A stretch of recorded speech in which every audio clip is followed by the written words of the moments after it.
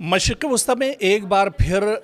Drone और मिसाइलों की घनगरज थमती हुई नज़र आ रही है। हालांकि अभी पूरे यकीन से नहीं कहा जा सकता है, क्योंकि एक बार फिर से चेमगोइयाँ तेज़ हो गई हैं कि मशरिक़ वस्ता में अमेरिका और ईरान के दरमियान बातचीत हो सकती है। दोनों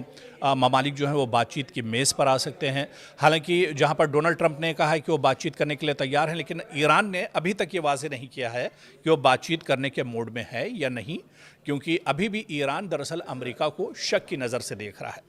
लेकिन इस बीच ये भी समझना होगा कि जब जब मशरिक़ वस्ता में कशीदगी बढ़ी, जब जब अमेरिका और ईरान के दरमियान कशीदगी बढ़ी, तो सबसे ज़्यादा जो नुकसान हुआ वो दरअसल खलीजी ममालिक को, या फिर जो मशरिक़ वस्ता के अरब ममालिक हैं, या फिर जो इस्लामी ममालिक हैं, उनको सबसे ज़्यादा नुकसान उठाना पड़ा। चाहे उसमें बहरीन की बात करें, उर्दन की बात करें, कतर की बात करें, सऊदी अरब की बात करें, अबू धाबी की बात करें, दुबई और कुवैत की बात करें, ये दरअसल तमाम ममालिक हैं, या फिर इराक़ की बात करें, ये तमाम ममालिक दरअसल इस जंग की लपेट में थे।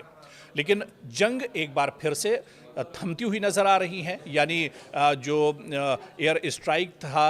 थी या फिर जो ड्रोन हमले हुए, अब ये हमले दरअसल रुकते हुए नज़र आ रहे हैं। लेकिन इस बीच जो खलीजी ममालिक हैं, इनमें नुकसान कितना हुआ, और अगर एक एक मुल्क का हम जायज़ा लें, और शुरुआत अगर हम कतर से करें कि कतर का नुकसान कितने बड़े पैमाने पर हुआ है। आप देखिए कि कई महीनों से जंग चल रही है। जब आपको याद होगा कि इज़राइल और अमेरिका ने मुश्तरका हमला सबसे पहले किया था, या और भी उससे पहले भी आप चले जाइए, जब ईरान पर इज़राइल ने अपने दम पर हमला किया था, उसके बाद मुश्तरका हमला इज़राइल और अमेरिका ने किया, फिर अमेरिका के साथ तीसरी बार एक तरह से ठन गई और अमेरिका और ईरान के दरमियान जंग चलती रही। तो मशरिक़ वस्ता पिछले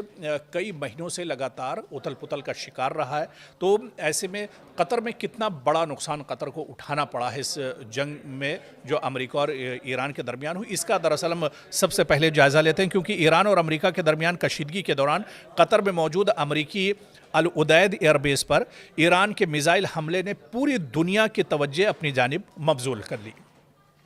लेकिन सबसे बड़ा सवाल यही कि आखिर इस हमले में कतर को कितना नुकसान हुआ, और क्या अमेरिका को वाकई बड़ा फौजी नुकसान उठाना पड़ा। क्योंकि कतर में ईरान ने कई हमले किए, ड्रोन के ज़रिए से, मिसाइल के ज़रिए से अमेरिकी एयरबेस को निशाना बनाया, अमेरिकी फ़ौजियों को निशाना बनाया, अमेरिका के कई जो अड्डे थे जहां पर अमेरिकी फ़ौजी रुके हुए थे उन्हें भी निशाना बनाया। तो दरअसल इसकी पूरी हकीकत को समझना होगा, क्योंकि आप अगर तारीख़ों में जाते हैं तो 23 जून 2025 को याद कीजिए, जब ईरान ने कतर में वाक़ अमेरिकी अल उदैद एयरबेस की जानिब मुताद्दिद बैलिस्टिक मिसाइल दागे थे। अल उदैद एयरबेस दरअसल मशरिक़ वस्ता में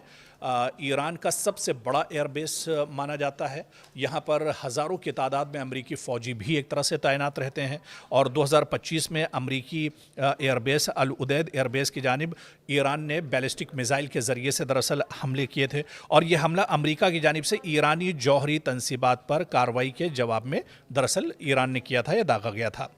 फिर वहाँ पर आप देखिए कि कतरी हुकाम के मुताबिक ज़्यादातर मिसाइल जो डिफेंस सिस्टम था उनका, उसने एक तरह से रोक लिए थे, और रास्ते में ही एक तरह से ईरान के हमले को तबाह कर दिया गया था, ईरान के जो ड्रोन थे या मिसाइल थे। लेकिन आप देखिए कि अल उदैद जो एयरबेस था, इसे काफ़ी ज़्यादा नुकसान पहुंचा था, और यहाँ से अपना जो ऑपरेशन था वो अमेरिका को दरअसल रोकना पड़ा था। अमेरिका ने भी इब्तदाई तौर पर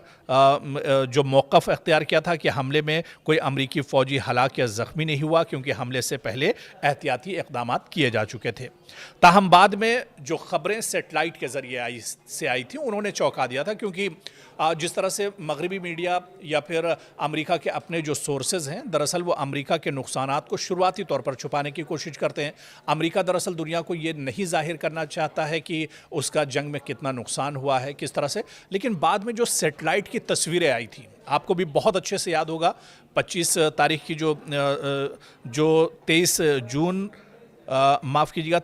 23 जून 2025 की, जहाँ ठीक एक साल पहले की जो जब हमला हुआ था अल उदैद एयरबेस पर, इसमें आपको याद होगा कि जब सेटेलाइट की तस्वीरें सामने आई थी तो उन्होंने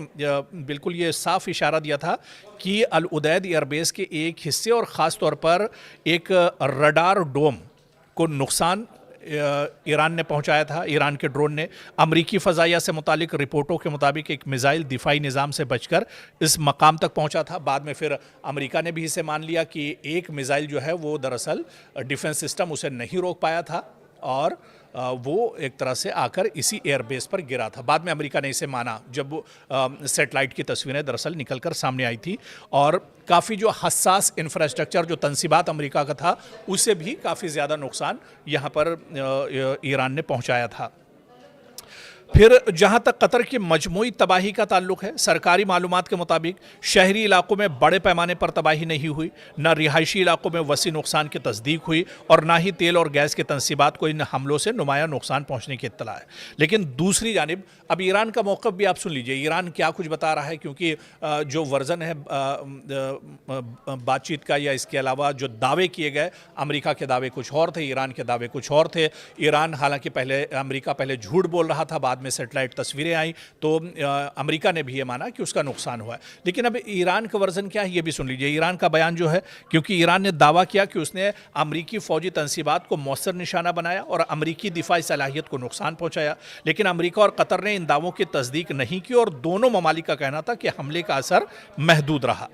हालांकि जो एक्सपर्ट्स हैं और जो माहिरीन हैं जिन्होंने सैटेलाइट तस्वीरें भी देखी और ज़मीन पर सारी चीज़ें देखी, उन्होंने कहा कि इस हमले का असल मकसद शायद बड़े पैमाने पर जानी नुकसान पहुंचाना ईरान का मकसद नहीं था, बल्कि एक मजबूत सियासी और अस्करी पैगाम देना था। ईरान इस हमले के ज़रिए से दरअसल एक बड़ा मैसेज देना चाहता था कि मशरिक़ वस्ता में हम जहाँ चाहें वहाँ अमेरिका पर हमला कर सकते हैं, अमेरिका की तनसीबात और इंफ्रास्ट्रक्चर को हम तबाह कर सकते हैं। तो ईरान का मकसद ये नहीं था कि अमेरिकी फ़ौजियों को मारा जाए या उसके इंफ्रास्ट्रक्चर को तबाह किया जाए, लेकिन एक बड़ा मैसेज इसके ज़रिए से ईरान ने ज़रूर दिया था। एक मजबूत सियासी और अस्करी पैगाम दिया था ईरान ने कि ईरान अमेरिकी फ़ौजी अड्डों तक अपनी मिसाइल सलाहियत पहुँचाने की अहलियत रखता है। दरअसल इस हमले के पीछे जो बड़ा मैसेज था वो यही था। तो कहीं ना कहीं कतर को भी काफ़ी नुकसान उठाना पड़ा था और जो कतर में कई बार आप देखिए जब जंग चल रही थी तो अलार्म बजने की ख़बरें भी आती रहती थी, या कई ड्रोन और मिसाइल जो अमेरिका के थे उन्हें ईरान के थे उन्हें दरअसल हवा में ही इंटरसेप्ट कर लिया गया। इसे तो कतर भी मानता है, यानी हमले ईरान ने किए और ईरान ने दिखा दिया कि मशरिक़ वस्ता में जहाँ जहाँ अमेरिकी तनसीबात हैं वो महफूज नहीं और वो अमेरिका के किसी भी एयरबेस पर, किसी भी अड्डे पर, किसी भी इंफ्रास्ट्रक्चर पर कभी भी दरअसल हमला कर सकता है। तो जो मशरिक़ वस्ता में अलग अलग ममालिक को नुकसान पहुँचा, अलग अलग रियासतों को नुकसान पहुँचा, अलग अलग शहरों को नुकसान पहुँचा, उनमें दरअसल कतर भी था। और कतर, क्योंकि कतर में अमेरिका का बहुत कुछ दांव पर लगा था, अल उदैद एयरबेस हो या फिर अमेरिकी एम्बेसी हो या अमेरिकी फ़ौजी हो, सभी एक तरह से ईरान के टारगेट पर थे, ईरान के निशाने पर थे और इसी वजह से ईरान ने जंग के बीच में कई बार कतर को निशाना बनाया था।